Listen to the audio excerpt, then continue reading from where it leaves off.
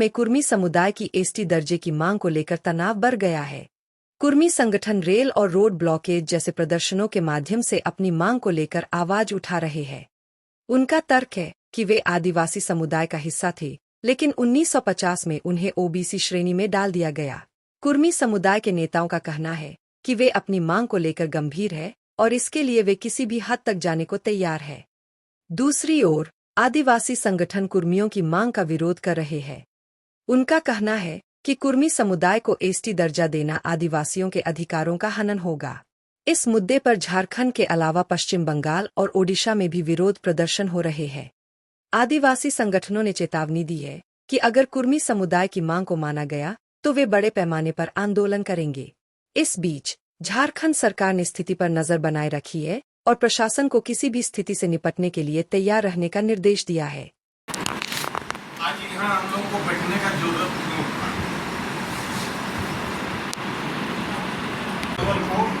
रांची में इन्होंने 18 हमारे जो संगठन है 18 संगठन के सभी प्रतिनिधियों को अपने संगठन के लोगों को बुलाया था और वहाँ पर 18 संगठन मिल के एक कॉमन प्लेटफॉर्म तैयार हुआ है, एक पूरे समन्वय समिति बना है और उसका लगता है देखिए हमारा कार्यक्रम हम एक संवैधानिक मतलब तौर तरीके से हम आंदोलन चला रहे हैं और निश्चित तौर पर आपको बता दे रहे कि आने वाले दिन में हमारा कुड़माली भाषा को भारतीय संविधान की 8वीं सूची में एवं कुड़मी जाति को अनुसूचित जाति में शामिल करने के लिए सरकार आपको बता दे रहे इस संदर्भ में संज्ञान में लेके काम शुरू कर चुका है। जो कि पिछले बार आपको बता दे रहे हैं कि रेल टेका के बाद हमारे जो राज्य सरकार के प्रतिनिधि माने मुख्य सचिव से जो बात हुई थी उसमें स्पष्ट रूप से कहा कि मतलब जो है माननीय मुख्यमंत्री हेमंत सोरेन जी से बात करके हम लोग जो है इस संदर्भ में आंदोलनकारियों को हम लोग अवगत कराएंगे। लेकिन दुर्भाग्य की बात है कि एक वर्ष गुजर जाने के बाद भी हम लोग को किसी भी तरह का मतलब जो है सूचना नहीं दिया गया, इसलिए फिर से हम लोग रेल टेका किए।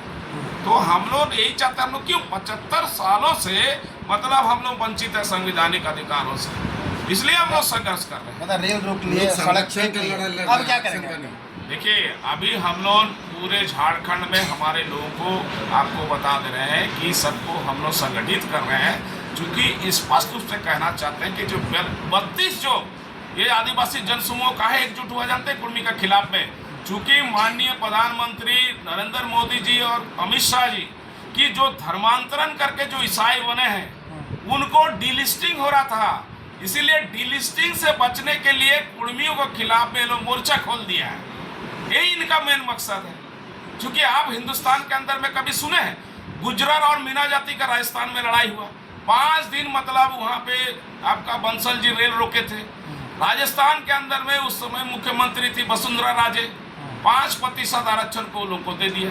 अब EWS के तहत आपको आप देख लीजिए इन लोगों को मिल गया है, मिला ना जी। तो मेरा कहने का मतलब है कि आरक्षण का सवाल नहीं है और ये लोग जो हम लोग का विरोध कर रहे हैं ना संरक्षण। आप ये बताइए ना कि जब भक्ता जातु SC में था, सिविल कास्ट में था, उनको लाया गया, उसके साथ साथ तमाड़िया जाति को आपको बता दे रहे हैं कि उनको भी लाया गया, वो भी OBC वर्ग में थे।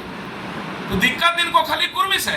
और जहाँ तक आरक्षण का सवाल बोल रहे हैं आपको बता दे रहे हैं, आप देख लीजिए कि इलोन आपको बता दे रहे हैं, आप लोग जाके पटमदा देख लीजिए, 67% कुर्मियों की आबादी है और वहाँ उसको हरिजन आरक्षण करके रखे। जनप्रतिनिधित्व कानून 1951 और 52 के तहत सीट रोटेशन एक्ट लागू है देश में। तो आप बताइए वहाँ हरिजन चुनाव लड़ता, कोई कुर्मी तो चुनाव नहीं लड़ पाता।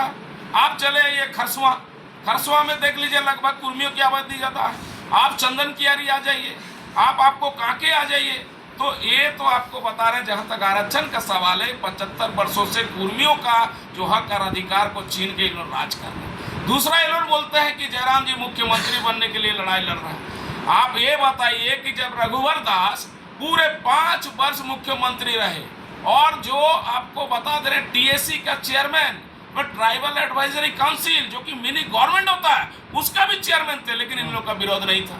अगर जयराम बाबू का नाम आ जाता, सुदेश बाबू का नाम आ जाता है तो बोलते हैं लोग को दिक्कत है कि लोग मुख्यमंत्री बनने के लिए लड़ रहे। झारखंड में परिसीमन लागू नहीं हुआ इन लोग का विरोध के चलते। आज आपको बताइए सीधा सीधी बात है, जहाँ तक आरक्षण की बात आप कर रहे हैं, आप ये सोचिए ना, 342 का बिहार विधानसभा का सीट था, उसमें हमको 81 सीट का झारखंड मिला, उसमें 28 ST है, SC आपका 9 है। तो आप ये बताइए कि कल अगर परिसीमन लागू होगा तो सीट घटेगा कि बढ़ेगा? लेकिन आज भी इनको 28 मिल रहा है। तो क्षति अगर देखा जाए झारखंड बनने के बाद सबसे ज्यादा क्षति अगर किसी होगा कुर्मी का हुआ। दूसरा ये लोग जो सवाल खड़ा करता है कि निर्मल महतो और सुनील महतो का प्रकरण में, आप ये बताइए कृष्णा हंसदा जिस समय निर्मल महतो आपको बता दे रहे हैं कि संघर्ष कर रहे थे, और उस समय हमको लग रहा कृष्णा हंसदा जन्म भी नहीं लिया था, जिसके शहादत के बाद आपको बता रहे हैं कि 87 में आंदोलनकारी लोग बैठे हुए, जिसका लाश पर कसम खा के हम लोग बोले थे कि निर्मल महतो का लाश का बदला हम लोग झारखंड राज्य चाहिए।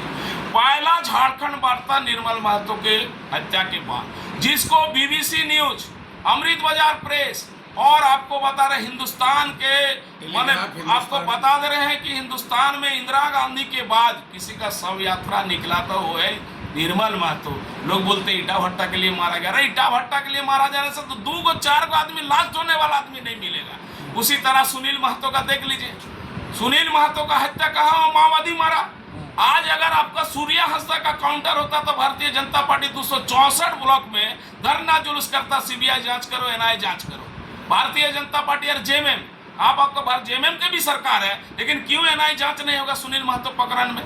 चूंकि माओवादी अभी भी स्पष्ट नहीं किया, माओवादी किसी को ठोकता है, मारता है तो उसमें बोलता है कि किस कारण से हम इसको मारे। आज तक आपको बता रहे हैं कैंप जेल में राहुल है। आप लोग पत्रकार लोग पूछिए कि सुनील महतो को मारने का पहले क्या ध्यान लिखन हुआ था, पोस्टरबाजी हुआ था, हैंडबिल दिया गया। इसलिए भारतीय जनता पार्टी और JMM दोनों दोषी है, क्योंकि आज तक सुनील महतो प्रकरण में NIA जांच नहीं हुआ। अरे लोकसभा के अंदर में सोमनाथ चटर्जी और 545 का मतलब जो सदन, सब लोग जो है उसका श्रद्धांजलि अर्पित किया है उस सुनील महतो का प्रकरण में बात उठा रहे हैं। ये किसने हंसदा जो परिस्थिति बना है